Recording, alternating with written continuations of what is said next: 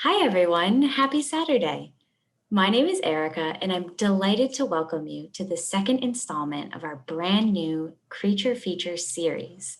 Creature Feature is an online series from the Harvard Art Museums that offers families and curious explorers of all ages a chance to discover magical creatures across the collections through close looking with museum staff. Before we begin today's program, I want to respectfully acknowledge that the Harvard Art Museums and Harvard University is situated on the traditional and ancestral territory of the Massachusetts people, and we strive to honor this relationship.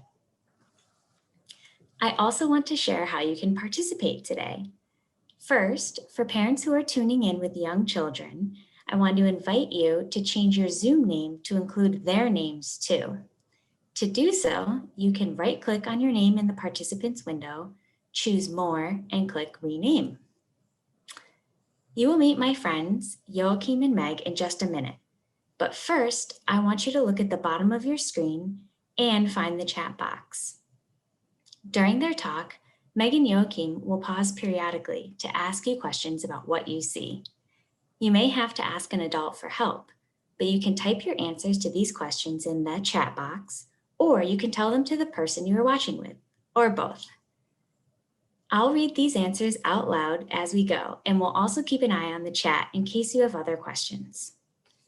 As a reminder, we are using the webinar format in Zoom, so your videos and microphones will be turned off the whole time.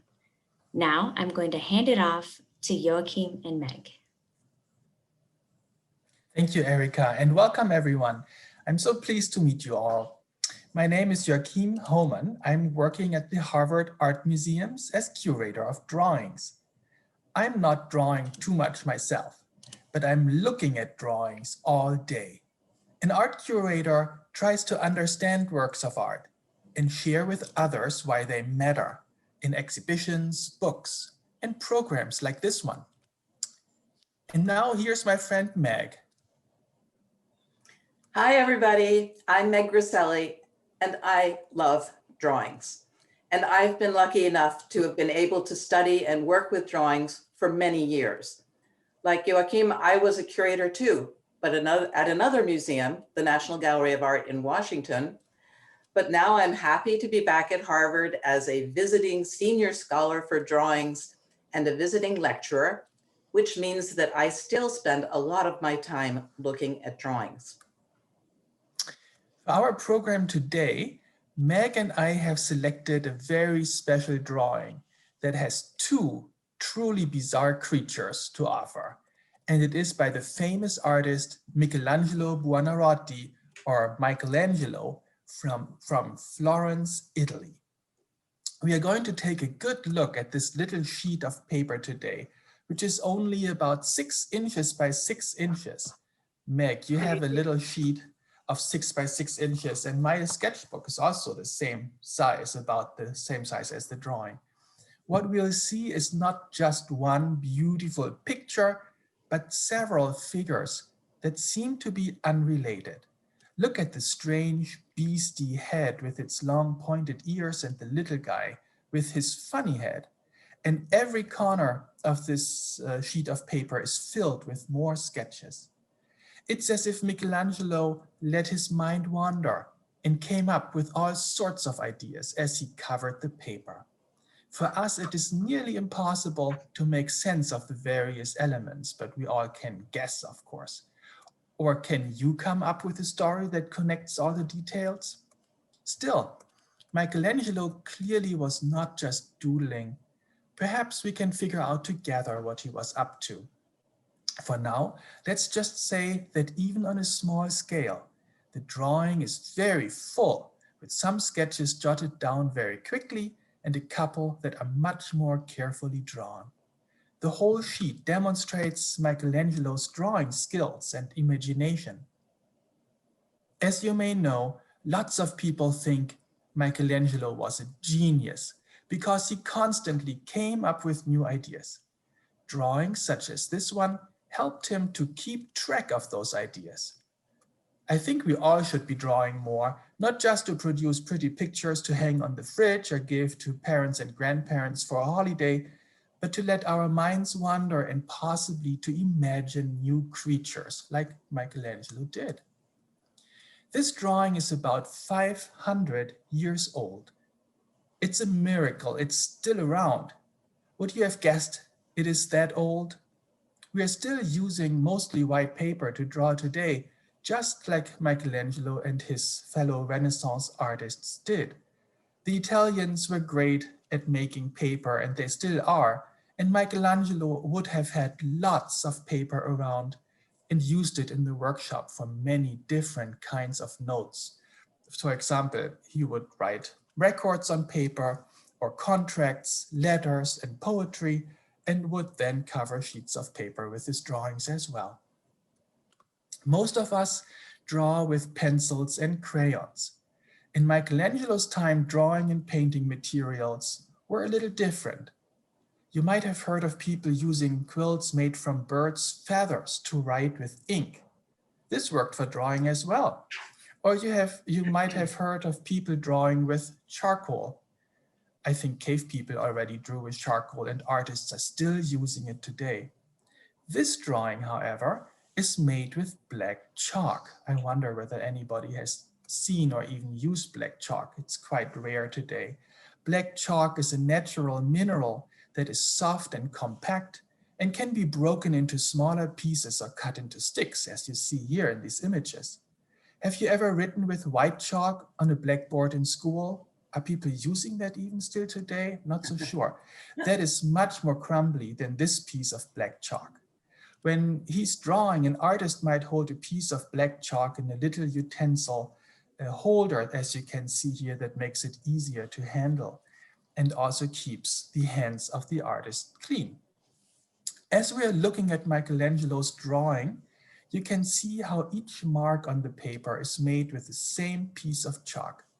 Let's remember to look for the different kinds of marks Michelangelo is making to suggest outlines, volumes, meaning the depth of the figures, and also the shadows that they cast on the paper. All of these lines are made with the same kind of material.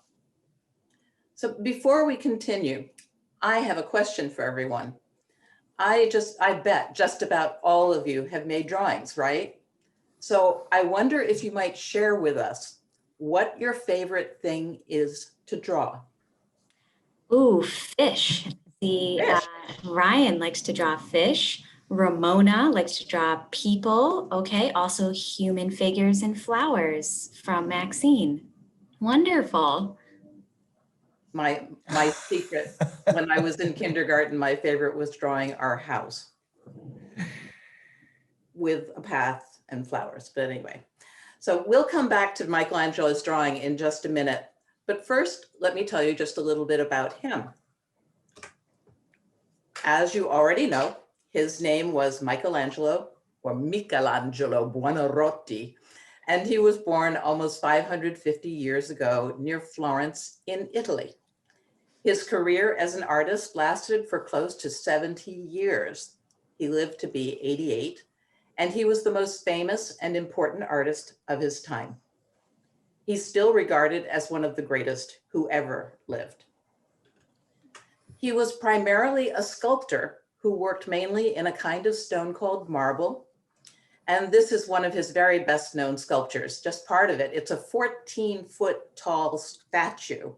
And if you can imagine two very tall basketball players standing one on top of the other, that gives you an idea how tall this is. Anyway, and the block of marble that Michelangelo carved from must have been absolutely huge. So sculpture was, he considered himself mainly a sculptor, but he was also a painter, and he was a great painter. And the most important work he ever did was to decorate the interior of this chapel in the Vatican called the Sistine Chapel. He painted the ceiling with more than 300 figures and stories, and he also painted the wall at the far end of the chapel. It took years for him to do this. I think 4 years, 5 years for the ceiling, and several years also for the end wall. And he was also an architect. And he designed the dome of the famous St. Peter's Basilica Cathedral in Rome, as well as many other projects. He also made a lot of beautiful drawings. Many of these were made as studies for figures in his paintings or sculptures. And like this one, this is a red chalk drawing in New York. Now, red chalk in this case is another natural mineral that comes out of the earth. Like that lump of black chalk that Joachim showed, it would come out of the earth in a lump like that, and then could be shaped into sticks and used very much in the same way as the black chalk. And this is a study for one of those hundreds of figures that's on the ceiling of the Sistine Chapel. And you can see how interested Michelangelo was in the anatomy, the way the figure was structured, because as a sculptor of figures, this was very important to him. And you can see how carefully he's used the red chalk to indicate the skin and the muscles and the underlying bone. And you can also see in some places how he's trying to get the details right. So here's the hand of the Sibyl here, and he's working out exactly how the hand should be positioned. He's working on the exact placement of the shoulder, and he even studies the head again to make sure he has the right pose and the right expression. And once he's done that, he would transfer that figure onto the ceiling to paint on a much larger scale than the drawing. He also made drawings that he would work up very carefully into a finished work, not for anything else, not to be sculpted, not to be painted. And many of these he gave to his friends. This woman was probably drawn from his imagination. It could be a portrait, but he could draw this without a model. And he clearly enjoyed giving her quite a complicated hairstyle with braids, a kind of cap with fish scales, and even some horns.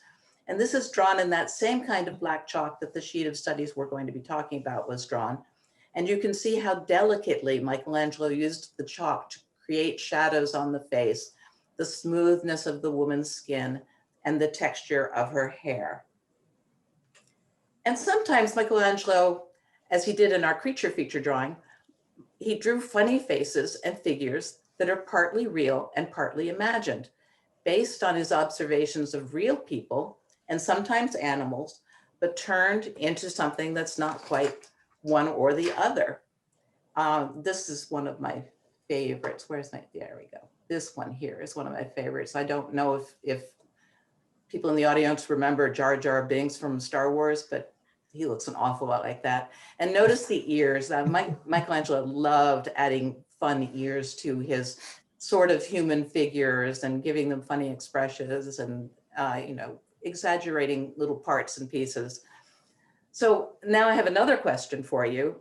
And if you were making an imaginary beast that was part human and part animal, what part of what animal would you use to invent a new creature? Oh, that's a good question. And we do have another comment about your favorite figure. Someone thinks it looks like Harpo Marx, Meg. So that's a good one. And we've got some animals too. So people would use gibbon arms, nose and chin, the snail shell or a nautilus.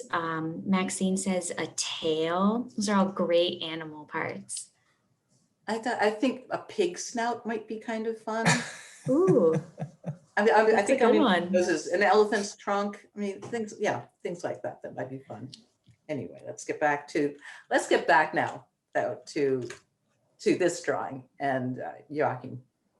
Exactly. We have to look at this a little more carefully because there is so much going on, and some of it you don't even see right away when you look at the drawing in the Harvard collections just with a quick glance. There are, of course, the finished studies that are drawing attention to them, the mysterious creatures that we see both from the side, the strange head, and then also the little guy who's carrying something. But let's have a look up close into the corners that we first overlooked, perhaps. And I would love for our audience to tell us what they think we are looking at there in that corner on the left side. What do you see there?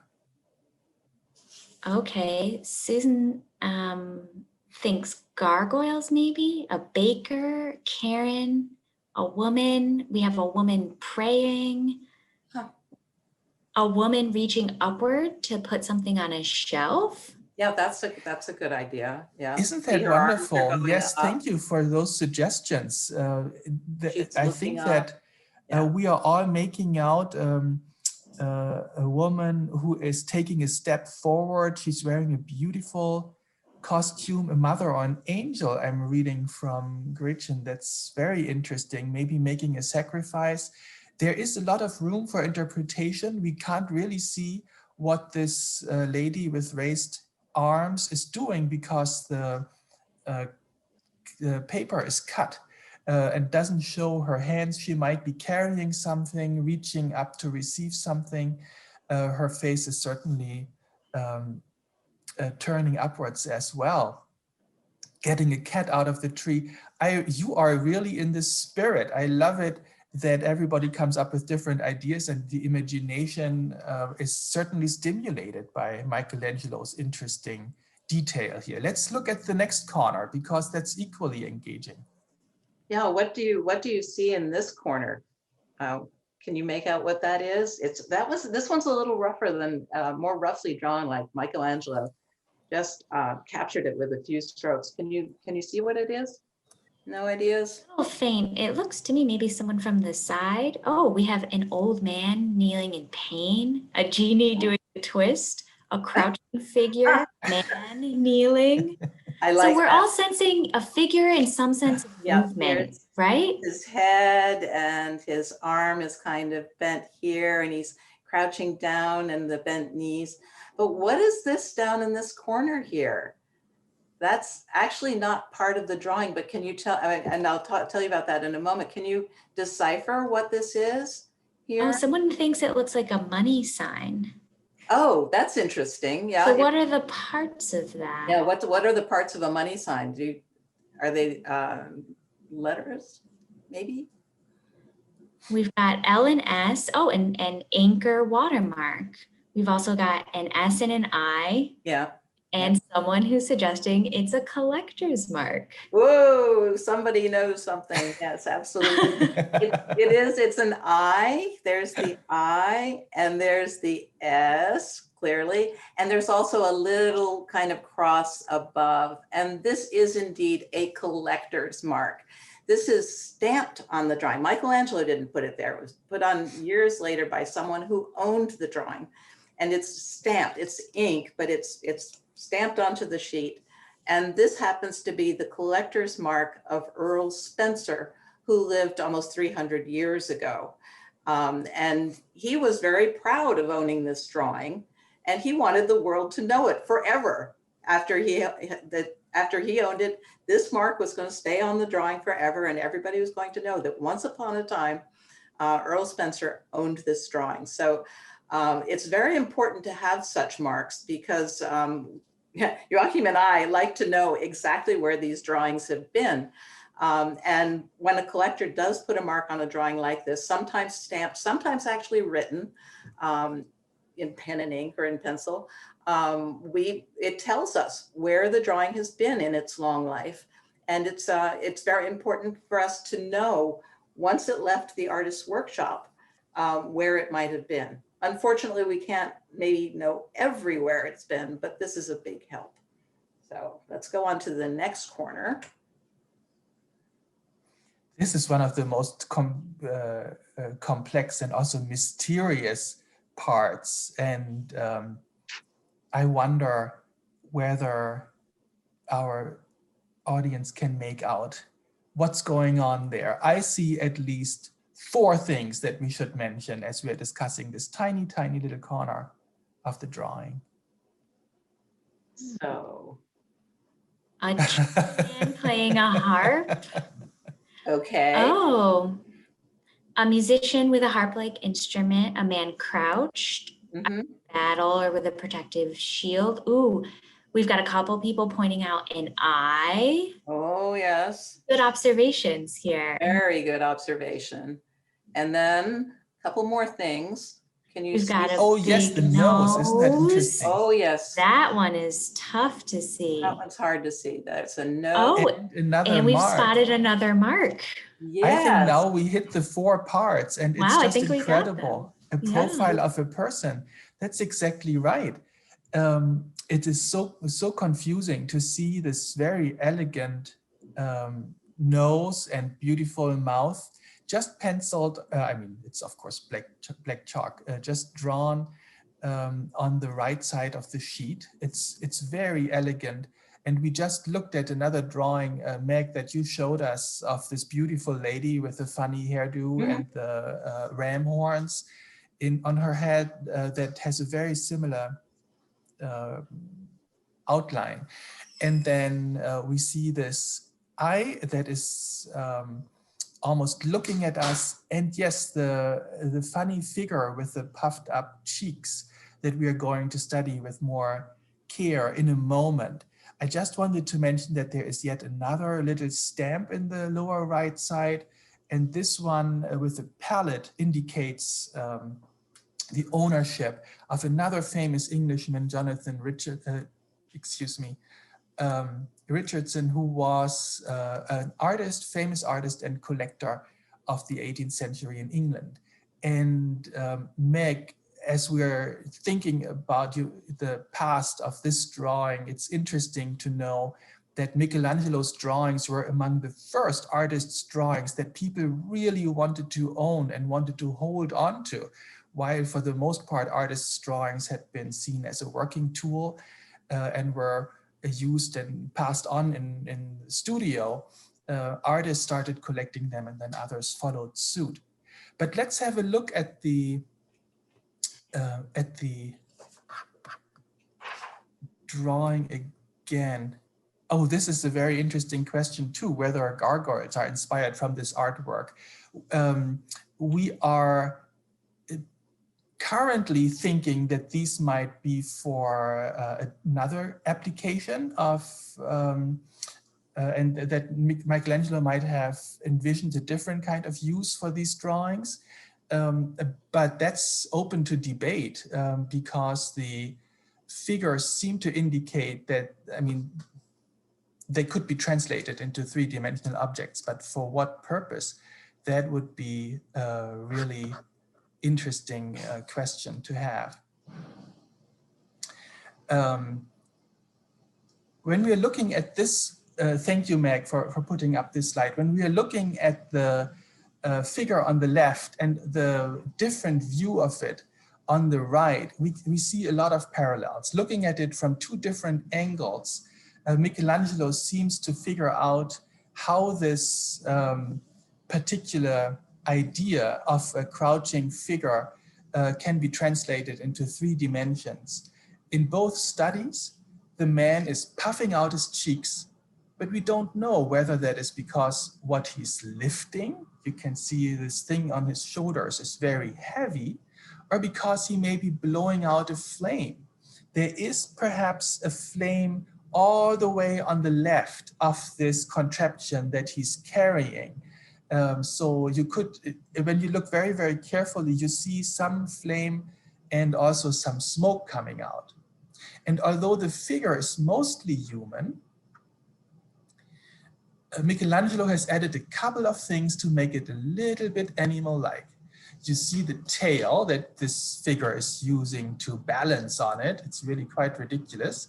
And if you look very, very carefully onto the head, you realize that, like other figures we have already seen, he is having pointed ears. The next study is even stranger, Meg. We have a beautiful image of that as well. It's a study of a head, as you can tell, that almost seems to be resting on the paper. There's a shadow below it. It's a study of a head with eyes that seem to be directed forward, with a flat nose and with the mouth that has an extended big jaw and kind of scary teeth. And it's interesting to see these all together because they seem to be parts that don't really belong together. If you look further, you see that the ears are extended far beyond what's reasonable for a human for sure, and even animals wouldn't have ears like that. They seem to be turning into horns as they go up and point forward. And the figure also seems to be wearing a fancy helmet with lots of decoration and even some ribbons and maybe pearls dangling on it. It is just the most bizarre thing. What kind of creature might this be? Is it an animal who looks like a warrior, or a warrior who looks like an animal? But when we start analyzing the different parts, it looks like a combination of human and animal parts, though it is very hard to figure out exactly what we are looking at. And of course, you are here to help us. That's the purpose for us together this morning. What animals do you think Michelangelo was thinking of when he made this strange concoction? Can you give us some hints what you are seeing in there and what you think Michelangelo might have? We have a lion, bat ears. Those are really good ideas about what animals he's inspired by. Oh, also a monkey, perhaps. I like how they're all very different animals because this is such a strange creature. That's right. Well, one that we thought of were goats. We thought that these buying goats were definitely something like, and somebody said lions. Yes, I think so. He looks very fierce. So I think the fierceness could definitely come from a roaring lion for sure. So the fun thing about both of these drawings is that they may have been Michelangelo's ideas for small oil lamps. Oil lamps are not like the electric lamps that we have today, but in the most basic terms, maybe if you think of Aladdin's lamp, that was an oil lamp of sorts with an expended spout where the flame would come out at this end and you have a handle to hold it, and that's an oil lamp. But Michelangelo had quite a different idea in mind. It wasn't going to be something quite so simple. He decided that it would be much more fun to make a simple domestic, something that people would have in their homes, much more fun to handle or to look at or to just have on the table or to use. And of course, an oil lamp, it could be used anywhere in a dark room to light up the room. You could be on a table. You could walk with an oil lamp because you could hold it, kind of like a flashlight today, though it wouldn't throw the light in the same way. But the whole idea of having this as a lamp, that explains a little bit what's going on maybe perhaps here, and definitely why Michelangelo extended the mouth like this, because then the flame would be coming out here, if indeed this was going to be an oil lamp. And he wasn't, I mean, this was not a totally crazy idea that he should invent a strange looking lamp like this, because in his own time, such lamps did actually exist and they were made by other artists. So why not by Michelangelo as well? So this is an oil lamp. It's only about 5 inches big and only a couple of inches tall. So it's very small. I mean, this is something you can easily hold. And it's made almost exactly at the same moment as this drawing by Michelangelo. So the lamp, we don't know who designed the actual bronze lamp that's sitting there. But you can see that he also has decided to, well, in this case, combine some strange figures, but in a different way. So he actually has what looks like a human figure with his head thrown back and his mouth wide open. And this is the head of a donkey, because you can see the long ears. Those are not, he's a donkey, not a horse. It looks like he has a kind of basket on the horse's or the donkey's forehead. And the horse has something in its mouth. can't quite tell from this picture what it might be, but again, that's where the flame would be coming out. And there could even be a secondary flame here. So you could have more light thrown by a single lamp. But this idea of having fun with objects, ordinary objects that you would have around the house, was very contemporary. It was happening at the same moment that Michelangelo made his drawing, but it was also a much older idea. And for example, in the Harvard collections, there is this lamp, it's another oil lamp, made more than 1,000 years before Michelangelo's drawing. And this shows an African gazelle, an African animal called a gazelle. It's got in a very strange position, obviously.